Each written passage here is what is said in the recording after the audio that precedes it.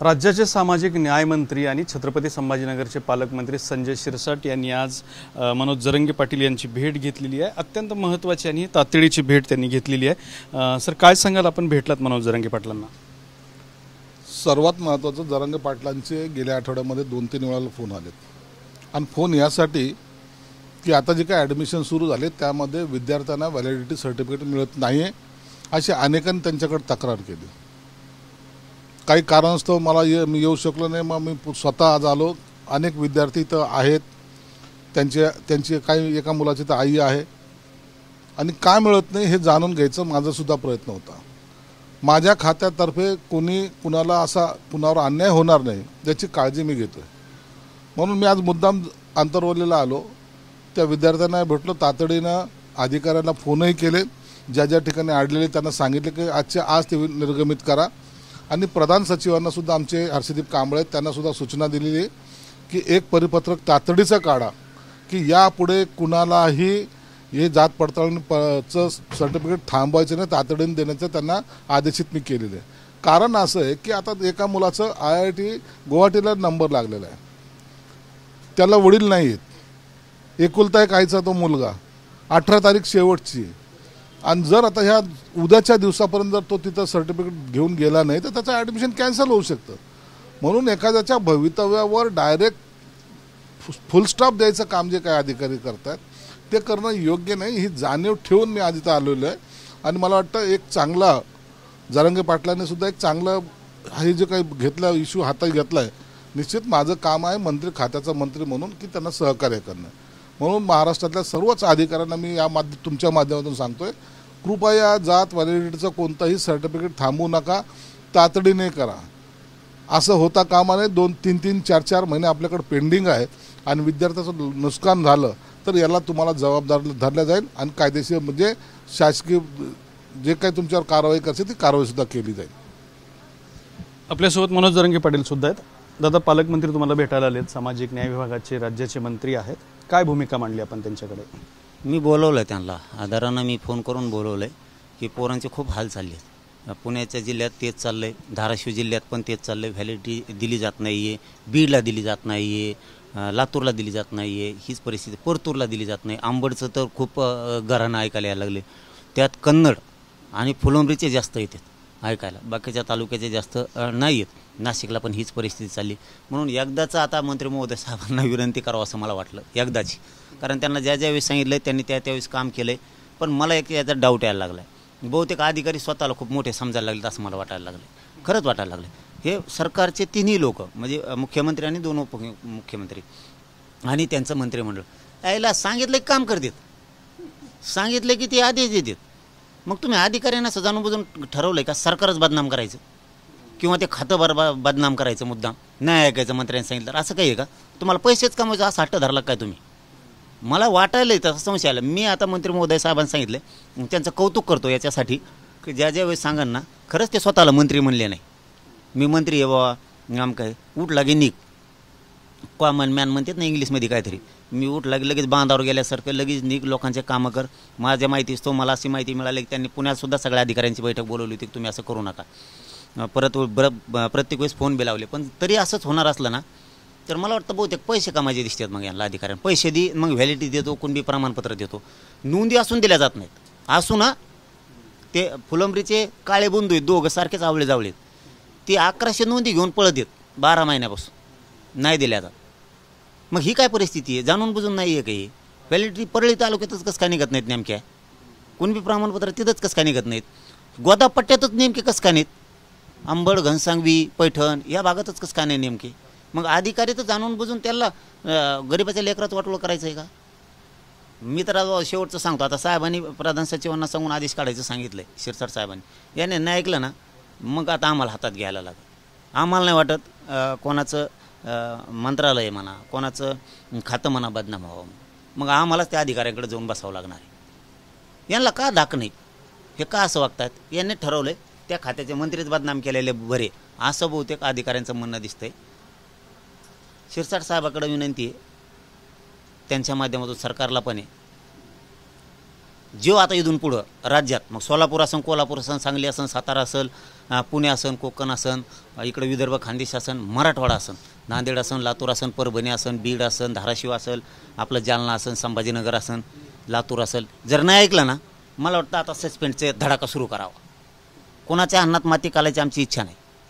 नोकरी भेटत नाही इथं, पण कोणाच्या अन्नात माती घालायची आमची इच्छा नाही. पण जर असं होणारच असलं कदर करून सुद्धा चालणार नाही. कारण ती मायमाऊली तिचं पोरगं IITला लागलं आहे गुवाहाटीला, आणि 18 तारीख म्हणजे उद्याची जूनची, आज 16 आहे, द्या नसतं तुमचं ॲडमिशन IITचं रद्द होणार असं सांगू टाकलं. ती माऊली सकाळीच माझ्या दारात येऊन रडायला लागली, सकाळीच. अरे ही साधी परिस्थिती नाही आहे, ढसा रडायली. एकुलतं एक लेकरू आज ते तिकडं शिकत आहे, ॲडमिशन नाही म्हणल्यावर ती तिकडून रडतच येणार ना. एका लेकरांचा अधिकार तुम्हाला कोणी दिला वाटोळ करायचा? नोंद दे राव. सगळ्याच्या व्हॅलिडिटी झाल्यात, सगळ्याच्या झाल्यात. तुम्हाला साधं बीडचं एक उदाहरण देतो. आपल्या इथं शिंदे सर म्हणून येतं साष्टा पिंपळगावचे, त्यांचं रोखलं आहे. त्यांच्या मुलीच्या मरणाचे हाल येतात, ॲडमिशन झालं. मंगेश पोकळे म्हणून आहेत बीडचे, ते तर वकील संघाचे अध्यक्ष आहेत. त्यांच्या मुलीची व्हॅलिडिटी झाली मुलाची दयानात 6 महिन्यापूर्वी झाली. ही कसली पद्धत आहे तुमची? हे नवीन घाट घातला चालला आहे. मंत्री मोदी साहेब बोलता बोलता लक्षात आलं म्हणून सांगतो, ही नवीन घाट आहे. एक असा घाट घातला आहे, मुद्दाम मार्गदर्शनाला मागा पाठवा, मुद्दाम शिंदे समितीकडे पाठवा, मुद्दाम हिरिंगला ठेवा, मुद्दाम नोंद आहे ना. वंशवळ जुळली ना, काय ताणे राव तुम्हाला? नोंद आहे ना, वंशवळ जुळली ना, प्रमाणपत्र द्यायला काय अडचण आहे कुणबी? आणि प्रमाणपत्र दिल्याच्या नंतर व्हॅलिडिटी द्यायला ते अडचण काय तुम्हाला? मागतायच कशासाठी तुम्ही? काहीच कळा नाही. चंद्रकांत पाटील साहेबांनी त्यावेळेस एक त्याच्यात नियम टाकला होता की ज्या थोड्या 24-25 लागत होते पूर्वी पुरावे, त्यांनी आता 42 जवळ नेले. ती आता यातलं कोणचं द्या, तरी पण तसंच का? मग ही हट्ट अधिकाऱ्यांचा चांगला नाही. सरकारला बदनाम करायचा हट्ट अधिकाऱ्यांनी धरला, तो बंद करावा. नसतं मग आम्हाला घेराव घालावं लागणार आहे तुमच्या ऑफिसला. 29 ऑगस्टला तुम्ही इशारा दिलेला आहे, 2-2.5 महिने जाता शिल्लक राहिलेले आहेत, त्याच्याबद्दल काय भूमिका आहे? मी सगळ्या महाराष्ट्रातल्या 288 आमदार सगळ्यांना आम्ही परवापासून फोन करतोय. 14 जूनपासून एकलाही सोडणार नाहीत. म्हणजे फोन करायचा, सन्मानानं आम्ही त्यांना बोलवायला लागलो. आंतरवाली लिहा, आम्हाला आरक्षणावर तुमच्याशी चर्चा करायची. 288 आमदार, मंत्री, खासदार, माजी आमदार, विधान परिषदेचे आमदार, सगळ्या पक्षाचे. आमच्यासाठी जनता म्हणून मायबाप तुम्ही आहेत, प्रतिनिधित्व तुम्ही करताय. विधानसभेचं, विधान परिषदेचं, खालच्या आणि वरच्या दोन्ही सभागृहाचं तुम्ही करताय नेतृत्व, प्रतिनिधी म्हणून. आणि मंत्री महोदय, खासदार, आमदार हे आमचे मायबाप आहेत राज्याचे. आम्ही घरानं सांगायलो होतं, आमचं घरानं. त्यांना वाईट बोलायला नाहीत, काही नाही, सन्मानानं बोलायलो, सन्मानाने सांगायलो की तुम्ही मुख्यमंत्र्याला एकदा जाऊन सांगा. हे जनतेचं घरानं फक्त त्यांच्यापाशी मांडा की आमचं हक्काचं मराठवाड्याचं गॅजेट जे सरकारी नोंदीचं ते द्या. दुसरं मराठा आणि कुणबी एक आहे. याच्यासाठी गिरीश महाजन साहेब म्हणले होते, तुमच्या म्हणण्याप्रमाणे याला तुम्ही सगळे मीडियावाले साक्षीदार आहेत याच व्यासपीठावरती, जर कायदा पारित करायचा असला आधार लागतो. 30 एप्रिलला शिंदे समितीनं सरकारला 58 लाख नोंदीचा अहवाल दिला. 58 लाख नोंदीचा अहवाल तुम्हाला कायदा पारित करायला खूप झाला. एक जरी असला मराठवाड्यात एकही कुणबी नाही म्हणत होता तुम्ही. एक मिळाला तरी मराठा कुणबी तुम्ही कायदा पारित करायला पाहिजे होता. पण तुम्हाला आता 58 लाख आहे, ही जोक नाही आहे. मग आता कुणबी आणि मराठा एक कायदा आहे, ही GR कायदा पारित करावा, GR काढावा, ही एक विनंती आम्ही सगळ्या आमदार महोदयांना करतोय. आणि मुख्यमंत्री साहेबाला तुम्ही जाऊन सांगा हे पण सांगतोय. तिसरं की सगळ्या स्वराची अंमलबजावणी 1.5 वर्ष झाला. आता किती वेळ द्यायचा? बरं आम्ही का सांगतोय हे पण सांगून टाकतो मंत्री महोदय समोरच तुम्हाला. आम्ही का सांगतोय यांना? आम्हाला कुणी आडमुठं म्हणू नये. 2 वर्ष आम्ही तुम्हाला वेळ दिला आहे म्हणून तुम्हाला आता मुख्यमंत्र्यांना आमदाराच्या हाताने सुद्धा निरोप दिला आहे, मंत्र्यांच्या हाताने निरोप दिला आहे, खासदाराच्या हाताने दिला आहे, माजी आमदारांच्या हाताने पण दिला आहे. सगळ्यांच्या हाताने तुम्हाला आता निरोप दिला आहे द्या म्हणून. मग आडमुठे कोण? हा प्रश्न 29 ऑगस्टला विचारणार. मध्ये एक शब्दसुद्धा मुख्यमंत्र्यांना बोलणार नाही. दोन्ही उपमुख्यमंत्र्यांना एक शब्दसुद्धा बोलणार नाही. आणि मी शब्द दिला की पाळतो. आजपासून 3 महिने एक शब्दसुद्धा बोलणार नाही. या 30 जूनच्या अधिवेशनात आमचा विषय मार्गी काढून टाका. सगळेजण गुलाल घेऊन यायला सज्ज आहेत. आम्ही तिघाच्या टोकरवटा घेतो. आम्ही 2 उपमुख्यमंत्री आणि मुख्यमंत्री ट्रकाच भरून आणतो. येताना नाही आणल्या ना तर नाव बदलून ठेवायचं. हो, ट्रका भरून गुलाल आणतो. तुम्हाला नुसता गुलाल काढायला 3 महिने गेले पाहिजे मुंबईतला. नाही टाकला ना तर नाव बदलून ठेवायचे. तिघाच्या अंगावर इतका टाकतो तुमचे बंगलाच बदला पाहिजे. पण मुंबईत याची वेळ येऊ देऊ नका. 29 ऑगस्टला जर मुंबईला आलो तर मध्ये आधीच आम्ही मंत्री महोदयाला आणि आमदार महोदयाला विनंती करून सांगितलं की मुख्यमंत्र्यांना सांगा आमचं कायदेशीर हक्काचं आहे हे द्या. नाही दिलं ना मुंबई सोडणार नाही यावेळेस, कारण मला आडमुठं म्हणू नाही म्हणून माझ्या समाजाने वाशीतून वापस येऊन तुम्हाला वेळ दिलता. आता वापस नाही येणार. आमचा खेळ करू नका, आमच्या भावनाशी खेळू नका, आमचा अवमान करू नका, आमची फसवणूक करू नका, आमची अडवणूक करू नका. लेकरं फाश्या घ्यायला लागलेत आमची. साधा सोपा प्रश्न आहे. आमचा जर 7-12 निघाला तर वावर मोजून देण्याची जबाबदारी तुमची. तशा नोंदी निघाल्यात. आमचा कायदा पारित करून देणं मराठा आणि कुणबी एक आहे आणि 3ही गॅजेट देणं तुमची जबाबदारी ती द्या. इथं कुठंही अडमुठापणा नाही. आणि तुम्ही नाही दिलं 29ला आशा करू नका. मंत्र्याला आमदाराला कोणाला जवळ येऊन देणार नाही.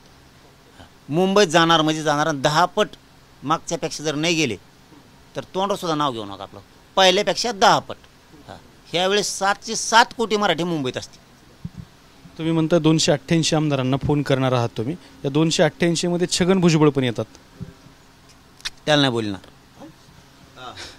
त्याच्यामार्फत नाही द्यायचं. बघ हे सगळे याद्या काढल्या सगळ्याच्या आमदाराच्या मंत्र्याच्या. हा बघ फडणवीस साहेबाचं तर सगळ्यात वर आहे. 2 वर्षानंतर फडणवीस साहेबाला पहिल्यांदा फोन लावणार आहे मी. हे काय वरच नंबर आहे त्यांचा. 2 वर्षानंतर पहिल्यांदा लावणार आहे. मीडियासमोर आणि शिरसाट साहेबाला साक्षी ठेवून सांगतो पहिल्यांदा फोन स्वतःहून लावून सांगणार आहे. आरक्षणाच्या बद्दलची आम्हाला तुमच्याशी चर्चा करायची. तुम्ही तिघं पण आंतरवालीत या. आंतरवालीतले मायबाप गावकरी तुमची वाट बघताय हे सांगणार. यायचं नाही यायचं ते त्यांनी ठरवायचं. 288ला फोन लावणं माझं कर्तव्य आहे. ते मी पार पाडतो. मराठ्यांना उद्या दिसणार आहे 288 मतदारसंघातल्या कोणचा आमदार मंत्री आलता, कोणाला आपल्या आरक्षणाबद्दल आंतरवालीत येऊन चर्चा करावं वाटली, कोणाला आपल्या लेकराची माया आहे मराठ्यांच्या. मग त्या आमदाराला 29 लायच नाही. ते 29 म्हणजे ऑगस्ट नाही 2029 बुगाच. मग बुगाच.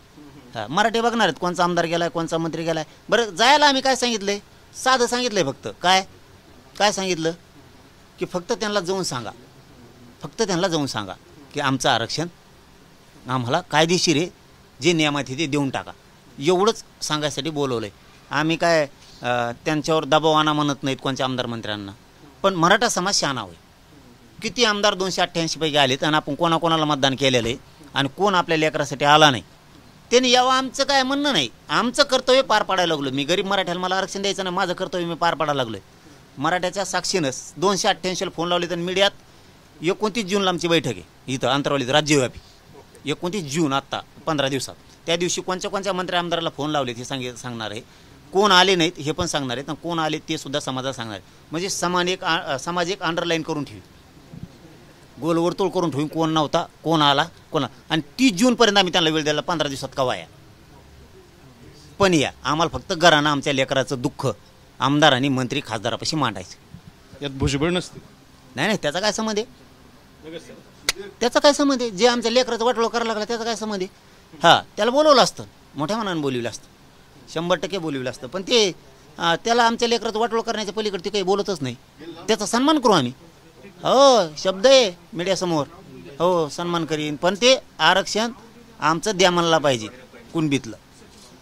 शेवटी आपण संजय शिरसाट यांच्याकडे येतोय. शिरसाट साहेब यांनी सगळ्या आमदारांना फोन लावण्याचं सांगितलंय आणि 29 तारखेपर्यंत तुम्ही 30 जूनच्या अधिवेशनात मान्य करा अन्यथा मुंबई जाम करणार असं त्यांचं मत आहे. बघा जरांगे पाटलांचं आंदोलन हे काय काल सुरू झालेलं नाही. आता गेली 2 वर्ष ते आंदोलन करतायत. एकनाथ शिंदे साहेब मुख्यमंत्री असताना त्यांनी सुद्धा अनेक प्रश्न त्यांचे सोडवण्याचा प्रयत्न केला आहे. प्रामाणिकपणे केला. हे जरांगे पाटील मान्य करतील.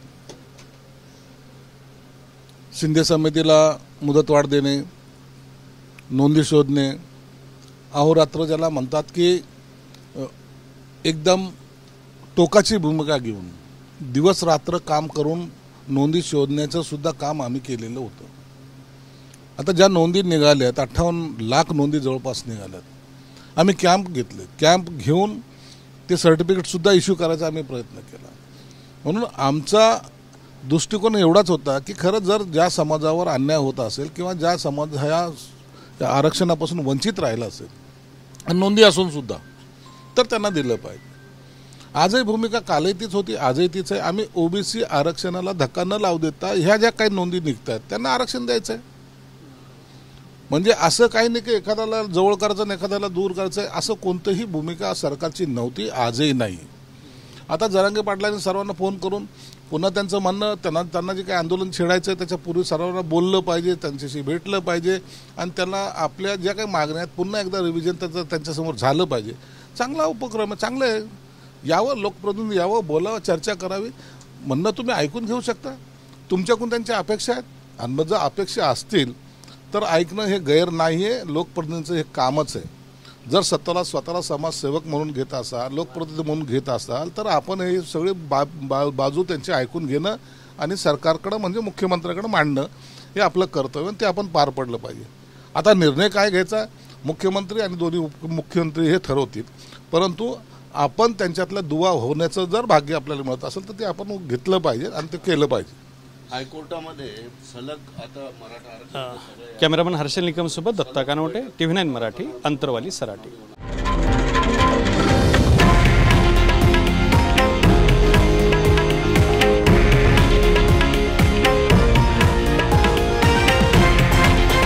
हे आहे देशातील नंबर 1 न्यूज नेटवर्क आणि आपण पाहत आहात TV9 मराठी, एकमेव.